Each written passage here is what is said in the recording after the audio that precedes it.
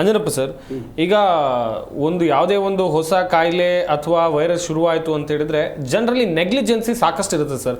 Covid ಬಂದಂಥ ಸಂದರ್ಭದಲ್ಲಿ ನಾವು ನೋಡಿದ್ವಿ, ಏನಾಗುತ್ತೆ ಬಂದರೆ ಬರಲಿ ನನಗೆ ಅಂತ ಹೇಳಿ ಈ ನೆಗ್ಲಿಜೆನ್ಸಿ ಹೋಗಬೇಕು ಜನರಲ್ಲಿ, ಅವರಲ್ಲಿ ಜಾಗೃತಿ ಮೂಡಿ ಅವರೇ ಅರಿವು ಮೂಡಬೇಕು ಸರ್. ಅವರಲ್ಲಿ ಏನು ಹೇಳ್ತೀರಾ ಈ ಬಗ್ಗೆ? ಇದು ಡೆಫಿನೆಟ್ಲಿ ನೋಡಿ, ಇದು ಇನ್ನೊಂದು ಇಟ್ಸ್ ಎ ಝೂನೋಟಿಕ್ ಡಿಸೀಸ್ ಅಂತೀವಿ ನಾವು, ಪ್ರಾಣಿಗಳಿಂದ ಪ್ರಾಣಿಗಳಿಗೆ, ಪ್ರಾಣಿಗಳಿಂದ ಮನುಷ್ಯನಿಗೆ.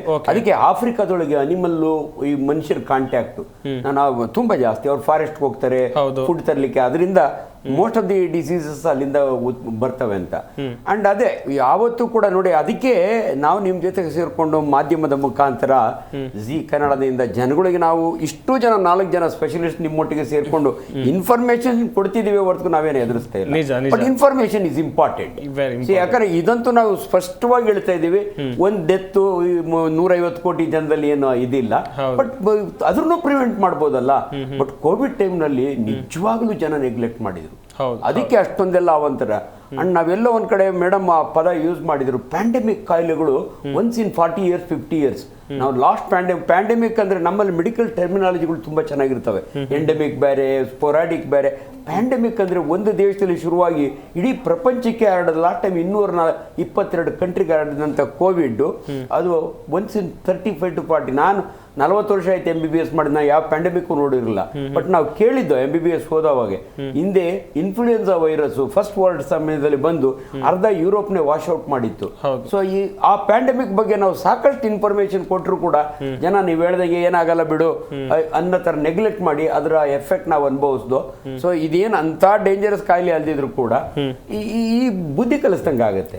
ವೈರಸ್ ಅಂದ್ರೆ ಹಿಂಗೆ, ವೈರಸ್ ಇಂದ ನಾವು ಹೆಂಗೆ ತಪ್ಪಿಸ್ಕೋಬೇಕು, ಹೆಂಗೆ ಬೇರೆಯವ್ರಿಗೆ ಸ್ಪ್ರೆಡ್, ಆ ರೀತಿಯ ಇನ್ಫಾರ್ಮೇಶನ್ ಡೆಫಿನೆಟ್ಲಿ ಜನಗಳಿಗೆ ಭಾಳ. ಆಮೇಲೆ ನ್ಯೂಟ್ರಿಷನ್ ಆಲ್ಸೋ ನಾವೆಲ್ಲರೂ ಹೇಳ್ದು, ಎಲ್ಲಿ ನಮ್ಮ ಆರೋಗ್ಯ ಚೆನ್ನಾಗಿರುತ್ತಲ್ಲ, ಕಾಯಿಲೆಗಳು ಆಫ್ರಿಕನ್ಸ್ ಪಾಪ ಅವ್ರಿಗೆ ಪೂರ್ ನ್ಯೂಟ್ರಿಷನ್, ಮ್ಯಾರಸ್ಮಸ್, ಕ್ವಾಶಿಯಾರ್ಕರ್ ಅವೆಲ್ಲ ಅಂತೀವಿ ನಾವು. ಅಂಡ್ ಇನ್ನೊಂದು ಹೇಳ್ತೀನಿ, compare to Americans are rich peoples, compare to us. ಯಾಕೆ ಅವ್ರಿಗೆ ತಡ್ಕೊಳಕ್ ಆಗಲ್ಲ ಅಂದ್ರೆ, ನಮ್ಮಲ್ಲಿ ಒಂದು ಗಾದೆಯ ಮಾತಿದೆ, ನಾವು we are expose to all these viruses. ಅದಕ್ಕೆ ಕನ್ನಡದಲ್ಲಿ ಒಂದು ಗಾದೆ ಇದೆ, ಬೀದಿ ಮಕ್ಕಳು ಬೆಳ್ಕೊಂಡೋದು, ಕೋಣೆ ಮಕ್ಕಳು ಕೊಳ್ತ್ಕೊಂಡೋದು ಅಂತಾರೆ ಹಳ್ಳಿ ಕಡೆ. ಅಂದ್ರೆ ಚಿಕ್ಕ ಹುಡುಗರಿಂದ ನಾವು ಈ ರೀತಿಯ ವೈರಸಸ್ ಬ್ಯಾಕ್ಟೀರಿಯಾಗೆ ಎಕ್ಸ್ಪೋಸ್ ಆಗಿ ನಾನು ನೋಡಿದೀನಿ. ಸ್ಮಾಲ್ ಪಾಕ್ಸ್ ನಮ್ಮ ಊರ್ನಾಗೆಲ್ಲ ಬಂದು ವ್ಯಾಕ್ಸಿನೇಷನ್ ಹಾಕಿದ್ದು, ನಾವೆಲ್ಲ ಹಾಕ್ಸ್ಕೊಂಡಿದ್ದು, and we were expose. So ಹಂಗಾಗಿ ನ್ಯಾಚುರಲ್ ಇಮ್ಯುನಿಟಿ ನಮಗೆ ಬಂತು. ಅದೇ ಯುರೋಪಿಯನ್ ಕಂಟ್ರೀಸ್, ಅಮೆರಿಕನ್ ಕಂಟ್ರಿ ಎಲ್ಲಿ ಸೊಫಿಸ್ಟಿಕೇಶನ್ ಜಾಸ್ತಿ ಇರುತ್ತಲ್ಲ, they are not expose to natural elements ಇವಕ್ಕೆಲ್ಲ. ಸೊ ಆ ದೃಷ್ಟಿಯಲ್ಲಿ ನಾವು Indians we are lucky. So ಹಂಗಾಗಿ ನಮ್ಮ ದೇಶ ಇಡೀ ಪ್ರಪಂಚಕ್ಕೆ ವ್ಯಾಕ್ಸಿನ್ ಸಪ್ಲೈ ಮಾಡುವಂತ ಕೆಪಾಸಿಟಿ ಇರೋದು ಅಂದ್ರೆ we are proud of our scientist. ಖಂಡಿತ. ಹಂಗಾಗಿ ಈ ವಿಚಾರ ಬಹಳ ಇಂಪಾರ್ಟೆಂಟ್. ಜಿ ಕನ್ನಡ ನ್ಯೂಸ್ ಈಗ ನಿಮ್ಮ ಮನೆಯಲ್ಲೇ ನೋಡಿ, ಎಲ್ಲ ಕೇಬಲ್ಗಳಲ್ಲಿ ಈಗ ಲಭ್ಯ.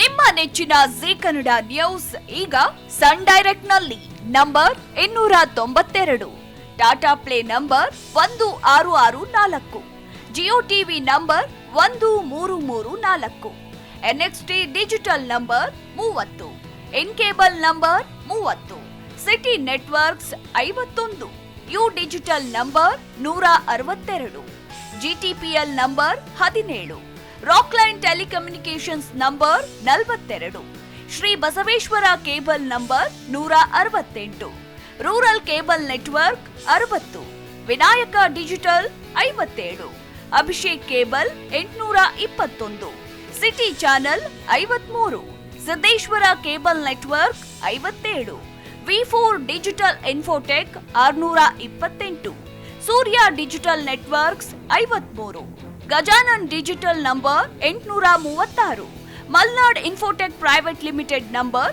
56, metro cast number 830, victory digital number 167ರಲ್ಲಿ ನೋಡಿ ಆನಂದಿಸಿ.